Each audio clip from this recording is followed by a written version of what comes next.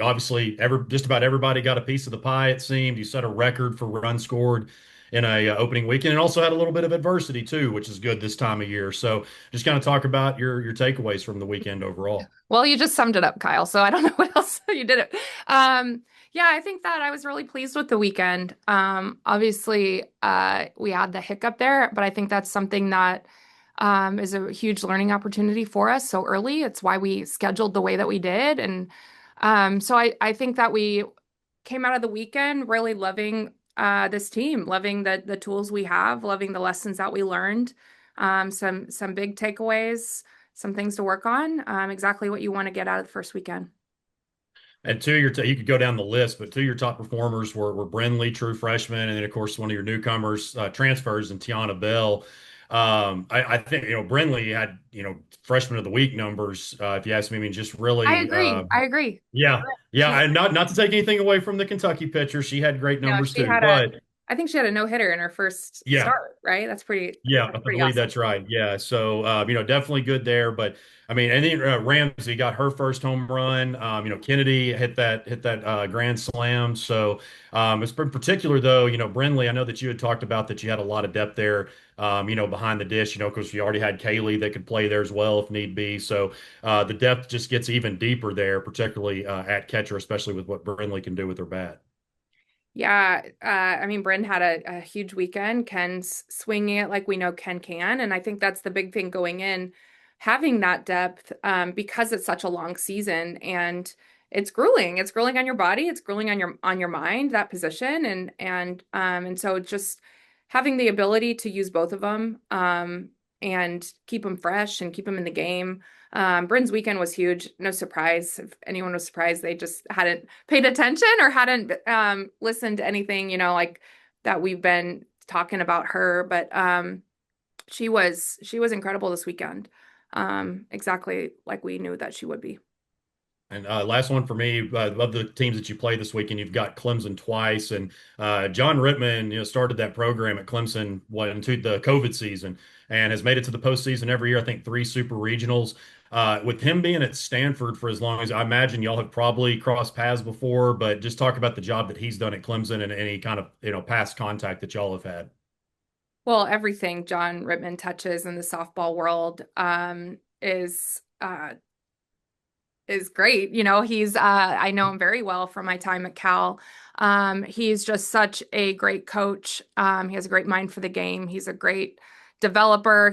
I mean, everything he does in this game is great. Everything he touches. So it's no surprise that he got Clemson rolling and got him rolling so quickly. And they were, I mean, so close to going last year, and they have a really strong team again. And so I'm not surprised by that at all. He's done an incredible job everywhere he's been. Did I answer his question? Ethan, hey, I just have one real quick. Just what did you think of the collective effort from your pitchers this weekend and getting to, get everybody out there in the circle at least once? I was really pleased with it. I think that anytime you go into your first weekend and you get to get everyone out there and get some of those jitters and be in a position where you can do that, get some of those jitters out of the way, I think it's huge. I also just liked that it wasn't a straight line for us. I thought we had some really big performances. I thought that um, we had some uncharacteristic and had performances, and we got to go right back to it. And so I just it's going to take the whole staff, and it was nice to utilize all those tools. Eric? Let's kind of expand a little bit on Sailor. What'd you think of her making this week? Obviously, a big deal throwing her right there right away. Gets good competition there, getting that experience. Tell me a little bit more about Sailor and what she brings to your team. Well, she brings a lot. She can throw it. And it's really great to one get her out there and at the end of game one in a position where she could um just settle in right away and then give her that start. We see a lot in her. I mean, she has a lot of tools. She has the ability to just really spin it, and she's so composed. And I think the thing is, especially on that first day with Robin too, neither of them felt that great. And so to see Sailor especially as a freshman, not feel great with her body, how it was moving. You know, it was cold. We had a quick turnaround with travel. She just felt like she really couldn't get into a rhythm. And for her to fight through that and have the performance that she did, it's exactly what you want to see out of any pitcher. We saw it from Rob too. I would expect it from Rob as a senior, but it was really great to see that from Sailor, and just the grittiness to continue to compete and know that her stuff that day was better. It was good. It was good enough. She used her defense, and I was just really pleased with her composure all around. Kennedy Miller with a great first week. I think that's huge for her moving forward for this season and putting last year behind. I know we talked about her and having a great fall. Just talk about though those seeing those results for her. Did you sense that confidence back in her there this week? Yeah, she's been grinding. She's been grinding, and Kennedy thrives in competition too. She's a gamer. She loves it. She's always been one from her freshman year. She's always been one that makes the most of the moment. And um, I just am pleased of the confidence she exuded this weekend, because I know that she just let her hard work and her prep play out. And it was good to see. And then my last one here. This is a strong tournament here. You've got week two is a ton of depth. I'm always curious, and I know the answer. Part of the answer is Matt Michael has the answer, but when you enter I'm a like, tournament like the, I know what you're gonna ask, and you already know the answer. No, I'm I just do, kidding. but I do, but he's not here, so I have to ask Okay. you first. Okay. When you get into a tournament on the road, how much information do you know about teams that will be in it versus not in it? Like this one, because this is a stacked tournament. This is a very postseason type tournament you're about to enter here in week two, where there's no Wichita States and the Clemsons and Texas State, who is one of the favorites in the Sun Belt. Yeah, well, we do our scheduling probably a little later than everyone else. We like to see how things fill up. We know we do everything on purpose. Matt Michael's calculating and figuring out, where we're going to get the most value, where we're going to get tested, where we're going to grow as a team, and where we're going to get the most value for who we play, and always looking at the big picture and building our resume from game one. So we do our schedule a little later. We knew everybody in it before we asked to get in it, and we got lucky because they had a team drop out, which is kind of how we roll when it comes to scheduling. Our home tournaments, we feel pretty early with Matt kind of hand selecting the best ones to put together, so everyone's benefiting from who's at the tournament. And then we like to see how away tournaments fill up, so we know exactly who we're going to get. And so we know it's going to be a test. We know that these teams, they win a lot of games. They win a lot of games, and they do a lot of things really well. So we're going to get tested, and we're going to build our resume. Kyle? I wanted to ask you, Courtney, about because coming into the Akron game Sunday, Reagan Johnson, I think all 176 of her games at that point she had led off, and then you flipped her and Dakota at the 1 and 2 hole. I know both of them kind of got off to a little bit of a slow start. Was that just something that you all recommended to them? Hey, do you just want to flip? Obviously, it worked. It worked very well. But was that just something that you're like, oh, look, we need to change some things up. Why don't we try this? Well, I think that's what you're trying to do early. Yeah, we sat there too, making the lineup going. Reagan's never not let off, Yeah. and Dakota's had an incredible career as a leadoff also. And so it's a great problem to have. No one's going to feel bad for us and having to decide what outstanding leadoff should we put in the leadoff position. But I think early we're still trying to figure out what are the best way to put all our pieces together. And just because we have grown accustomed to having Ray in the leadoff, it doesn't mean that that's going to be the best utilization of all our tools. And so I think we just ultimately we're just trying to challenge, ourselves to just kind of like, let's still work to how are we going to best work together? How are we going to best put the pieces, the tools that we have into, the best lineup? I don't know that it's going to continue to change. I don't know if we'll go back to Ray or we'll keep Co. They both are incredible leadoffs that have huge tools. And the nice thing is, both of them, they don't take the bat away from the other. A lot of times we've gone to Ray because we didn't have the speed behind her. And so now, with Dakota, if she gets on, which when she gets on, because that's who Dakota is, she doesn't take Ray's tools away because she can run. And so there's so many things we're going to continue to work through. I don't know that we have the best answer yet, but it worked on Sunday. Every once in a while, something coaches do works. It worked on Sunday, and we'll see where we go from here. I'll hop in with another one. Just Ramsey Walker to have the weekend that she had.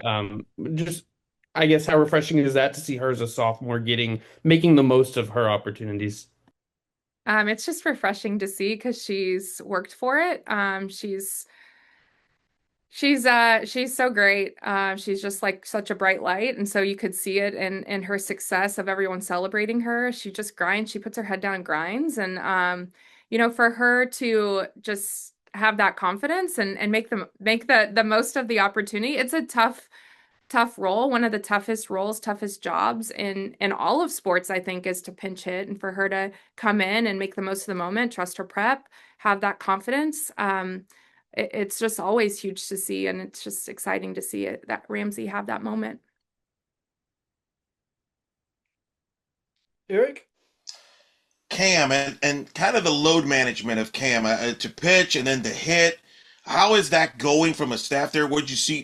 How do you think that went week one? And how do you see that moving forward with her as far as deciding, okay, she'll pitch and hit versus just pitching versus maybe we might use her pinch hitting. It's a great problem to have because she could do a lot of things, brings a lot to the table.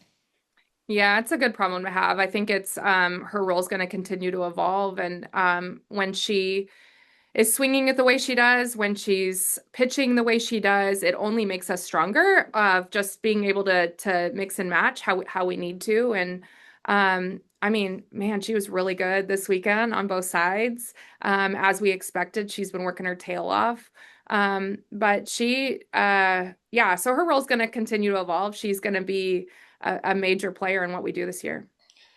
Winning is the most important thing, but I've talked to a lot of coaches that they feel like week one, they want to get as many players in just to get your feet wet, just to see what, hey, here we go, we're get to go. And now we can work from there. How big was that to get as many players as you did week one and accomplish that goal? I would assume that was a part of the goal. I know winning's number one, but that had to be a big factor this week as a staff to let's get as many players in and see where they're at.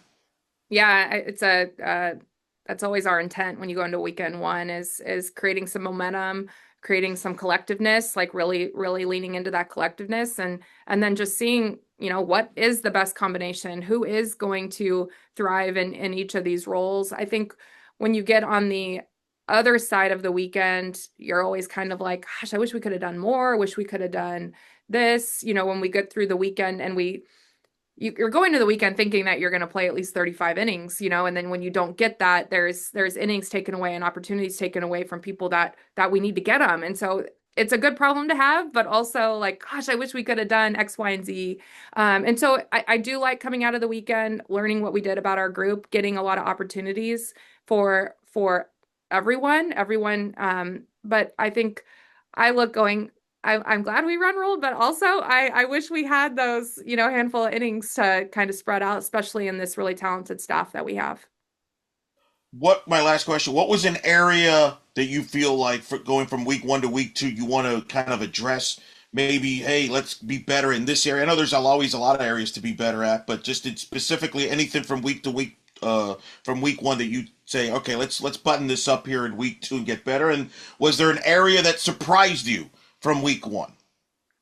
Okay, I have now gotten this question from my mom, Eric, and Oh, from Hunter, our AD. He was just like, what was the positives? What were the things you want to work on? And I told Hunter, I'm like, just so you know, Hunter, I got the same question from my mom. So Eric, I got the same question from my mom. Anyway, coming out of the weekend, I hate losing. So I need to say that first.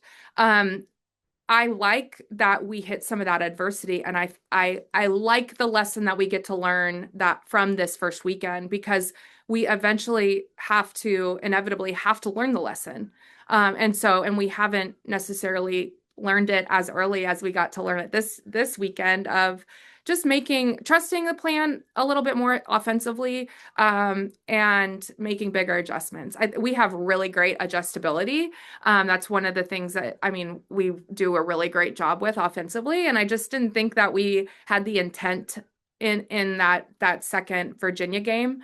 And so I think that's a huge lesson to learn. I think we got to learn the lesson too that we have a lot of tools and we don't have to be perfect. I think we learned that, in the pitching, in the circle of, not needing to be perfect, just competing for our team, and just really trusting the people around.